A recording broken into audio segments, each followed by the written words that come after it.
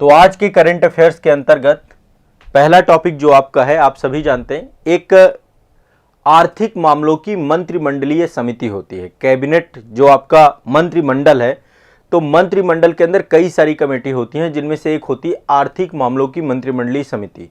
इसका बहुत ही महत्व होता है और कई सारी जो आपके मंत्रालय हैं, मंत्रालयों से जुड़ी हुई बहुत सारी परियोजनाओं की मंजूरी देने का काम इसी का होता है।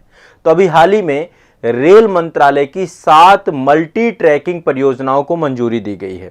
ये बात है 16 अगस्त 2023 की। 16 अगस्त को आर्थिक मामलों के मंत्रिमंडलीय समिति के द्वारा क्या किया गया है, रेल मंत्रालय की 7 मल्टी ट्रैकिंग परियोजनाओं को मंजूरी दी गई है। कितनी? 7 मल्टी ट्रैकिंग परियोजनाओं को। टोटल 32,500 करोड़ की लागत की ये परियोजनाएं हैं। अब इन परियोजनाओं में क्या क्या है, एक एक करके देखिएगा। और ये पूरी तरीके से सेंट्रल गवर्नमेंट के द्वारा ही ये योजनाएं चलाई जाएंगी। और ये योजना 9 राज्यों के 35 जिलों को कवर करेंगी। 9 राज्यों के 35 जिलों को कवर करेंगी ये परियोजनाएं। ठीक है। अब आपको पता है सरकार रेलवे की दिशा में काफी तेजी से काम कर रही है। 9 राज्यों में एक तो हमारा उत्तर प्रदेश है। ठीक है, 9 राज्यों में एक तो हमारा उत्तर प्रदेश है, आपका यूपी सम्मिलित है। उत्तर प्रदेश के साथ साथ आपका जो है बिहार है, तेलंगाना है, आंध्र प्रदेश है, महाराष्ट्र है, गुजरात है, उड़ीसा है, झारखंड है और पश्चिम बंगाल है। एक बार फिर से बता रहा हूं, 9 राज्य कौन कौन से हैं? उत्तर प्रदेश है, बिहार है, तेलंगाना है, आंध्र प्रदेश है। यूपी, बिहार, तेलंगाना, आंध्र प्रदेश। ठीक है। महाराष्ट्र, गुजरात, उड़ीसा, झारखंड और पश्चिम बंगाल। उड़ीसा, झारखंड और पश्चिम बंगाल ये परियोजनाओं में सम्मिलित हैं आपके। अब इस परियोजना में करना क्या है, हम रेल के नेटवर्क की वृद्धि कर रहे हैं। जिन क्षेत्रों में अभी भी रेलवे नहीं पहुंच पाई है ना, वहां पे रेलवे को बढ़ाया जा रहा है। जैसे आप देख रहे हैं जिस तरीके से सड़कों का निर्माण हो रहा है, वैसे रेलवे ट्रैक का भी निर्माण हो रहा है। टोटल 2339 किलोमीटर के रेलवे नेटवर्क को बढ़ाया जाएगा इन 9 राज्यों के 35 जिलों में। तो एक तो पहली बात, मौजूदा रेल नेटवर्क की वृद्धि की जाएगी। पहला काम यह किया जाएगा। जब यह कार्य होगा तो लगभग इसमें बड़े स्तर पर रोजगार सृजन भी होगा। एक चीज ध्यान रखिएगा, जब कभी भी विकास होगा तो विकास के साथ डेवलपमेंट जो बहुत जरूरी है। ठीक है, रोजगार जरूर मिलेगा लोगों को, राज्यों के लोगों को रोजगार मिलेगा जितने राज्य होंगे। ठीक है, तो ये भी आपको ध्यान रखिएगा। और मल्टी ट्रैक परियोजना है, मतलब यदि एक ट्रैक है कहीं पे तो वहां पे मल्टीपल ट्रैक बनाना है, कई सारे ट्रैक क्रिएट करना है, तो रेलवे लाइन की वृद्धि होगी। अब इसका उद्देश्य क्या है? पहली बात, रेलवे में जो है लगातार नई ट्रेनों का प्रवेश हो रहा है, कई सारी नई ट्रेनें बन रही हैं और ये नई ट्रेनें उच्च गति शक्ति से जुड़ी हुई, मतलब स्पीड बहुत ज्यादा है। सारी सेमी हाई स्पीड ट्रेनें अभी चल रही हैं भारत में। वंदे भारत हो गई, तेजस हो गई, गतिमान हो गई, ये ऐसी ट्रेनें अब चल रही हैं, है ना। तो ऐसे में परिचालन में सुगमता है, भीड़ भाड़ में कमी आए, है ना, इन सब दिशों में काम किया जाए। साथ ही जो है रेलवे में जितना जो है लोगों की, सवारियों की आवागमन के लिए जितना जरूरी है, उतना ही देश में रेलवे जो है ट्रांसपोर्टेशन का काम करता है। देश में खाद्यान्न एक जगह से दूसरी जगह पहुंचाना है, उर्वरक एक जगह से दूसरी जगह पहुंचाना है, कोयला एक जगह से दूसरी जगह पहुंचाना है, सीमेंट एक जगह से दूसरी जगह पहुंचाना है ना, लोहा एक जगह से दूसरी जगह पहुंचाना है। तो इन सब के लिए रेलवे हमारी रीढ़ है, रेलवे ट्रांसपोर्टेशन में सबसे ज्यादा काम करती है। तो हम रेलवे की ट्रांसपोर्टेशन क्षमता को भी बढ़ाना चाहते हैं। तो जो आपकी मल्टी मॉडल कनेक्टिविटी है, इसको बढ़ाने के लिए आपको पता है सरकार के द्वारा पीएम गति शक्ति योजना चालू की गई थी। पीएम गति शक्ति में यही अवसंरचना निर्माण को लेकर के काम करना है।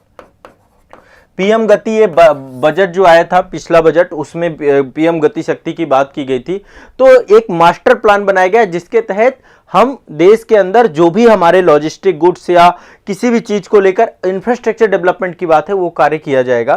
तो रेल मंत्रालय में रेलवे के विकास को लेकर के ये पूरा का पूरा कार्य आपका किया जा रहा है।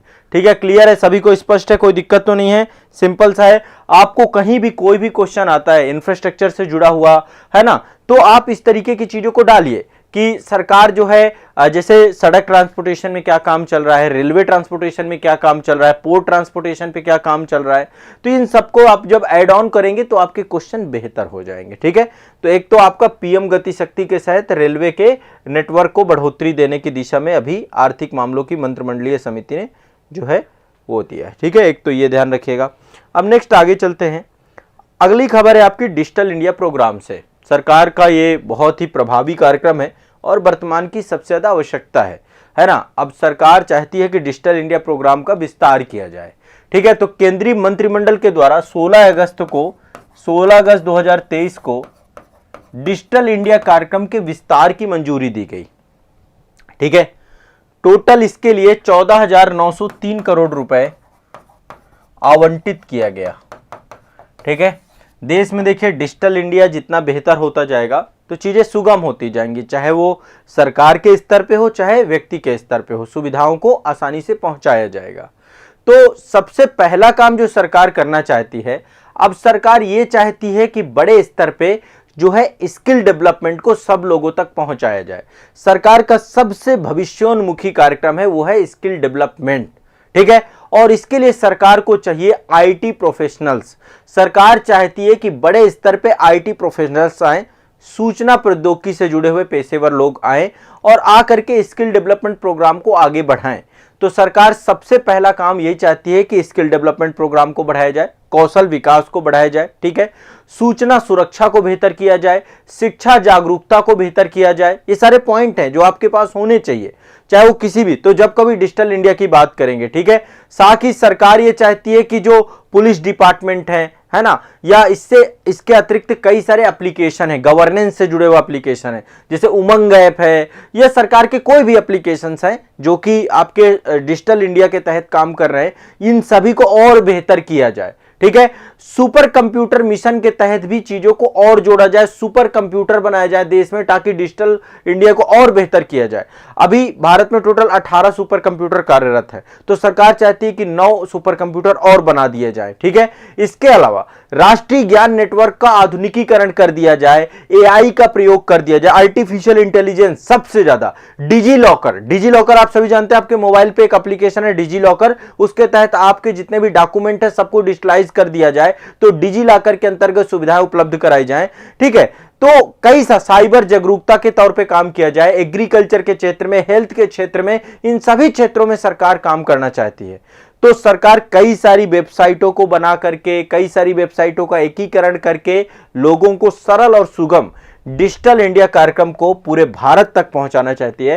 तो अभी हाल ही में 16 अगस्त 2023 को केंद्रीय मंत्रिमंडल के द्वारा डिजिटल इंडिया प्रोग्राम को और आगे विस्तारित करने की बात की गई है। इसके लिए 14,903 करोड़ रुपए और इसको लगाए जाएंगे। इसमें क्या क्या काम किया जाएगा? एक तो कौशल विकास योजना, ठीक है, इसके तहत आईटी प्रोफेशनल्स को और ऐड करना है, लगभग 6-7 लाख आईटी प्रोफेशनल्स इसके साथ जोड़े जाएंगे। सूचना सुरक्षा के दिशा में काम करना है, सूचना शिक्षा जागरूकता की दिशा में काम करना है। ठीक है, जो गवर्नेंस ऐप हैं, जितने भी गवर्नेंस ऐप हैं, उन सभी गवर्नेंस ऐप को अपग्रेड करना है, 9 सुपर कंप्यूटर लेकर के आने हैं। ठीक है, देश में सुपर कंप्यूटर लगाने हैं। इसके अलावा जो राष्ट्रीय ज्ञान नेटवर्क है उसको अपग्रेड करना है, उसका आधुनिकीकरण करना है, आर्टिफिशियल इंटेलिजेंस को जोड़ना है चीजों में। ठीक है, और सरकार चाह रही कि जो देश के अंदर कई सारी भाषाएं चलती हैं ना, हर चीज को मल्टी लैंग्वेज से जोड़ा जाए, ताकि देश का हर व्यक्ति जो है चीजों को समझ पाए। डिजी लॉकर के अंतर्गत चीजों को बढ़ाया जाए, साइबर जागरूकता बढ़ाई जाए, स्वास्थ्य और कृषि के क्षेत्र में जो है जो आपकी आवश्यकताएं हैं उनको पूरा किया जाए, और लगभग जो साइबर सुरक्षा के क्षेत्र में सबसे ज्यादा पहल की जाए, ऐसे उपकरणों का विकास किया जाए जो साइबर को लेकर के ध्यान रखें, किसी तरीके की ऐसी समस्याएं ना हो। तो नागरिकों को डिजिटल सेवाएं उपलब्ध कराने के लिए सरकार के द्वारा 1 जुलाई 2015 को डिजिटल इंडिया प्रोग्राम चालू किया गया था। यह कार्यक्रम आपका क्या है? 1 जुलाई 2015 को। अब इस पे आपको ऐड करते रहना है पॉइंट, इस पे आपका निबंध भी आ जाता है, इस पे आपका जो है मेंस आंसर राइटिंग भी आ जाता है, इस पे करंट में क्या चल रहा है आपके पास होना चाहिए, ध्यान रखिएगा, सभी लोग क्लियर रखिएगा। चलिए आगे चलते हैं, अगला करंट अफेयर्स की तरफ चलते हैं। ठीक है, डिजिटल इंडिया हो गया आपका। नेक्स्ट अगला प्रोग्राम, अगला बहुत इंपॉर्टेंट है, भारत का पहला कृषि डेटा एक्सचेंज बना है जिसका नाम है ADEX। भारत का पहला कृषि एक्सचेंज बना है आपका, ADEX बोलते हैं इसको, ये जरूर ध्यान रखिएगा, इससे क्वेश्चन पूछेगा 100%। भारत का पहला कृषि डेटा एक्सचेंज बनाया गया है। ठीक है, और साथ ही कृषि डेटा प्रबंधन फ्रेमवर्क भी डेवलप किया गया जिसको हम बोलते हैं ADMF। इन दोनों को लॉन्च किया गया है। पहला क्या बनाया गया है? भारत का पहला कृषि डेटा एक्सचेंज। ठीक है, ध्यान रखिएगा कहां बना है ये? हैदराबाद में बनाया गया है इसका। ठीक है, कृषि के लिए एडीएक्स में क्या होगा? एडीएक्स इसलिए विकसित किया गया ताकि कृषि क्षेत्र के लिए डिजिटल सार्वजनिक बुनियादी ढांचे के तौर पे इसका डेवलपमेंट किया गया है। तेलंगाना सरकार के द्वारा इसको डेवलप किया गया। किसके द्वारा डेवलप किया गया है? तेलंगाना सरकार के द्वारा। तेलंगाना सरकार के द्वारा हैदराबाद में इसको लॉन्च किया गया है आपका। एडीएक्स भारत का पहला क्या है आपका? डिजिटल एक्सचेंज है, कृषि डिजिटल एक्सचेंज है एग्रीकल्चर को लेकर के। और तेलंगाना सरकार के द्वारा विश्व आर्थिक मंच और भारतीय विज्ञान संस्थान के सहयोग से इसको लॉन्च किया गया है, इसको तैयार किया गया है। ठीक है, ध्यान रखिएगा एक ओपन सोर्स है आपका, ये ओपन स्टैंडर्ड के तहत ये आपका काम करेगा। और एडीएमएफ आपका जो है इसमें डेटा रहेगा, बहुत सारा एग्रीकल्चर को लेकर जितना भी डेटा फ्रेमवर्क है यहां पर रखा जाएगा। तो इसमें कृषि से जुड़ी हुई जितनी भी गतिविधियां हैं, सभी सरकार के जितने भी डिपार्टमेंट हैं जो एग्रीकल्चर को लेकर विभिन्न प्रकार की योजनाएं और उसको लेकर के आ रहे हैं, कृषि को लेकर जो भी सूचना है वो सारी की सारी सूचना आपकी एडीएमएफ में आपकी रहेगी। और ये एक शिकायत निवारण तंत्र के तौर पे भी काम करेगा आपका। ठीक है, तो ये दोनों आपके एक बहुत बड़े स्तर पे जो है एक नया चेंज आ रहा है एग्रीकल्चर के क्षेत्र में। एक तो एडीएक्स बनाया गया, भारत का पहला कृषि डेटा एक्सचेंज, और दूसरा आपका जो है एडीएमएफ बनाया गया है जो कि एक फ्रेमवर्क है जो एग्रीकल्चर को लेकर के डेटा प्रबंधन का काम करेगा। क्लियर है सभी को? यह बनाया गया 11 अगस्त। जितनी भी घटनाएं बता रहा हूं आमतौर पे अगस्त की घटनाएं हैं। अगस्त 2023 में ये आपके डेवलप किए गए हैं तेलंगाना सरकार के द्वारा। भारत का पहला कृषि डेटा एक्सचेंज और भारत का पहला कृषि डेटा प्रबंधन फ्रेमवर्क, दोनों ध्यान रखिएगा तेलंगाना गवर्नमेंट के द्वारा डेवलप किए गए हैं। ठीक है, तो अब जो है ये एक तरीके से एग्रीकल्चर को एक नई दिशा प्रदान करेगा, सही मंच डेवलप करेगा और कृषि क्षेत्र में डेटा अर्थव्यवस्था को बढ़ावा देगा। कृषि क्षेत्र में भी क्या होना चाहिए? डेटा अर्थव्यवस्था होनी चाहिए। अब आप एक नया जो है आपका कॉन्सेप्ट आया है डिजी यात्रा। डिजी यात्रा अभी 6 नए हवाई अड्डों में डिजी यात्रा का कॉन्सेप्ट आया है। अगस्त 2023 में इसको ऐड किया गया है। सबसे पहले समझिए कि डिजी यात्रा है क्या, डिजी यात्रा को किस तरीके से जोड़ा जाता है। डिजी यात्रा एक एप्लीकेशन है, ठीक है, एक मोबाइल आधारित एक सुविधा आपको प्रदान की जाती है। ठीक है, डिजी यात्रा क्या है? डिजी यात्रा ये क्या करता है? डिजी यात्रा एप्लीकेशन जो हवाई यात्रा करने वाले जितने भी आपके यात्री हैं उनको अपनी पहचान को प्रमाणित करने में, यात्रा का विवरण को देने में, है ना, इसमें प्रयोग, इसमें एक तरीके से पेपरलेस काम होता है सारा का सारा। यदि आपको एक जगह से दूसरी जगह जाना है, एक स्थान से दूसरी जगह जाना है, तो जहां जहां पर डिजी यात्रा के तहत सुविधा प्राप्त है तो आपको कोई दिक्कत नहीं है। आपको विभिन्न प्रकार की, जैसे हवा में होता क्या आमतौर पे, आपकी जांच को निर्धारित करने के लिए विभिन्न प्रकार की चीजों को आपको दिखाया जाता है, तो वो चीजें यहां पे खत्म हो जाएंगी। तो डिजी यात्रा में अभी क्या क्या चीजें हैं एक बार ध्यान रखिएगा। इसमें 6 नए आपके हवाई अड्डे जोड़े गए। एक तो मुंबई जोड़ा गया, आपका मुंबई जोड़ा गया, अहमदाबाद जोड़ा गया है, अहमदाबाद जोड़ा गया है, अभी इसके बारे में पूरा बताऊंगा। मुंबई जोड़ा गया, अहमदाबाद जोड़ा गया है, कोच्चि जोड़ा गया है आपका, कोच्चि केरल में है आपका, एर्नाकुलम बोलते हैं इसको, लखनऊ, लखनऊ उत्तर प्रदेश, जयपुर और गुवाहाटी, गुवाहाटी, गुवाहाटी या गुवाहाटी भी बोलते हैं, गुवाहाटी, गुवाहाटी।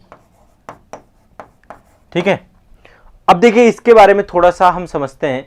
ये जो आपका प्रोग्राम है, ये प्रोग्राम चालू किया गया था 1 दिसंबर 2022 को।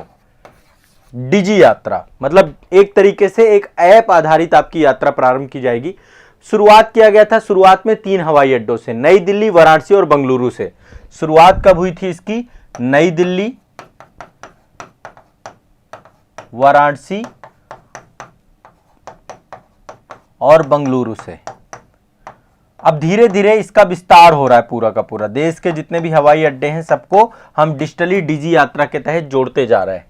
ठीक है, डिजिटली हम जोड़ते चले जा रहे हैं। ठीक है, बेंगलुरु से। अभी इसके बाद फिर कई सारे हवाई अड्डे जोड़े गए, जैसे विजयवाड़ा को जोड़ा गया, पुणे को जोड़ा गया, हैदराबाद को जोड़ा गया, कोलकाता को जोड़ा गया। अब 6 नए और अड्डों को जोड़ दिया गया। डिजी यात्रा के तहत टोटल कितने हो गए आपके? टोटल आपके 13 हवाई अड्डे अभी तक ऐड हो चुके हैं, ठीक है, इस डिजी यात्रा ऐप के अंतर्गत।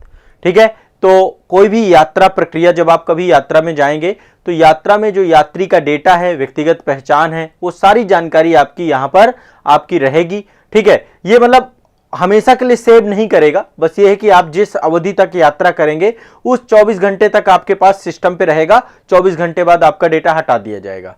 ठीक है, तो ये ध्यान रखिएगा, यात्रियों को मतलब आसानी रहेगी अपनी पहचान को ऑनलाइन तरीके से, मतलब अब देखिए जिस तरीके से हर जगह पे भीड़ भाड़ हो रही है, हर जगह चीज़ों को वेरीफाई करने में, तो अब सब ई गवर्नेंस का एक तरीका है, इसके माध्यम से चीज़ों को सुगम बनाया जाएगा। ठीक है, आगे चलते हैं। एक उद्गम पोर्टल चालू किया गया है। ठीक है, उद्गम पोर्टल, हाँ,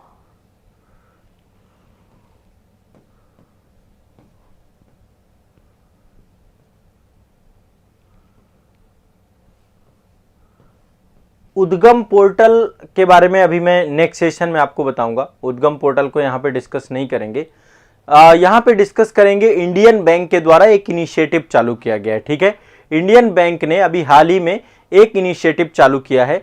क्या है इनिशिएटिव? इंडियन जो आपका एक स्टार्टअप सेल का शुरुआत किया इंडियन बैंक ने, एक स्टार्टअप सेल का शुरुआत किया। देखिए अभी आपको पता है कि देश में अब स्टार्टअप बहुत तेजी से आ रहे हैं। अभी मैंने आपको बताया भी था कि इस बार जेप्टो जो है आपका यूनिकॉर्न बना है, अब लगातार कई सारी यूनिकॉर्न कंपनियां बन रही हैं। तो अगस्त 2023 में इंडियन बैंक के द्वारा क्या किया गया है, एक अपना जो है कई सारे शहरों में स्टार्टअप सेल डेवलप किया गया है। ठीक है, अब स्टार्टअप सेल का काम यही रहेगा कि जो भी नए नए स्टार्टअप आ रहे हैं उन सभी की बैंकिंग जरूरतों को पूरा करना। ठीक है, और एक स्टार्टअप इकोसिस्टम के साथ जुड़ जाना। जैसे स्टार्टअप के लिए जो फाइनेंस चाहिए होता है, जो भी चाहिए होता है, बैंक जो है उपलब्ध कराएगा। तो ये खबर आपकी इंडियन बैंक से। ठीक है, ये खबर किससे जुड़ी हुई है? इंडियन बैंक से। क्लियर है, स्पष्ट है? तो एक खबर आपकी इंडियन बैंक के द्वारा क्या किया गया है, स्टार्टअप सेल डेवलप किया गया है, स्टार्टअप सेल। ठीक है, इंडियन बैंक ने अगस्त 2023 में स्टार्ट किया है। 10 शहरों को स्टार्टअप सेल के तहत जोड़ा है, अहमदाबाद, बंगलुरु, कोयंबटूर, चेन्नई, नई दिल्ली, गुड़गांव, गुवाहाटी, हैदराबाद, कानपुर और मुंबई। तो इस तरीके के स्टार्टअप सेल अन्य बैंकों के द्वारा भी प्रारंभ किए जा रहे हैं और इनका मुख्य उद्देश्य है देश में स्टार्टअप इकोसिस्टम को डेवलप करना। ठीक है, स्व उद्यमिता को जो है प्रोत्साहित करना। तो एक आपका इंडियन बैंक से जुड़ी हुई खबर है। दूसरा, डिजी यात्रा में 13 हवाई अड्डों को जोड़ दिया गया है। ठीक है, 13 हवाई अड्डों में शुरुआत हुई थी इसके 1 दिसंबर 2022 से, नई दिल्ली, वाराणसी और बंगलुरु। ठीक है, ये थे आपके, और अभी 6 नए हवाई अड्डे और ऐड किए गए हैं। ठीक है, और इससे पहले मैंने आपको बताया था विशाखापट्टनम हो गया आपका, हैदराबाद हो गया। ठीक है, उन सबको भी ऐड किया गया था। इसके बाद ये आपका एग्रीकल्चर की दिशा में एक जो है तेलंगाना गवर्नमेंट के द्वारा जो है एक बहुत बड़ा क्रांतिकारी एक जो है परिवर्तन देखने को मिला, और ये एग्रीकल्चर डेटा को लेकर एडीएक्स और एडीएमएफ दोनों को प्रारंभ किया गया है। और तीसरा आपका ये डिजिटल इंडिया प्रोग्राम को बढ़ावा दिया जा रहा है। सरकार विभिन्न क्षेत्रों में डिजिटल इंडिया को बेहतर बनाने के लिए जो है काफ़ी ज़्यादा फंड लगा रही है। और एक आपका जो है रेलवे के क्षेत्र में अभी हाल ही में आर्थिक मामलों की मंत्रिमंडलीय समिति ने काफ़ी ज़्यादा पैसा लगाया है। तो आज के करंट अफेयर्स के अंतर्गत ये आपके महत्वपूर्ण टॉपिक थे। आगे आने वाले समय पे और जो इंपॉर्टेंट टॉपिक है वो हम कंप्लीट करेंगे। आप बस लगातार जितना पढ़ाता जाऊं उसको रिवाइज करते जाओ, उसको पढ़ते जाओ। धीरे धीरे देखे प्री और मेंस दोनों को लेकर यहाँ पे आपको तथ्य मिल रहे हैं, फैक्ट मिल रहे हैं। आप इन तथ्यों और फैक्टों को बस रिवाइज करते चले जाओ। रिवीजन करेंगे तो ये भूलेंगे नहीं।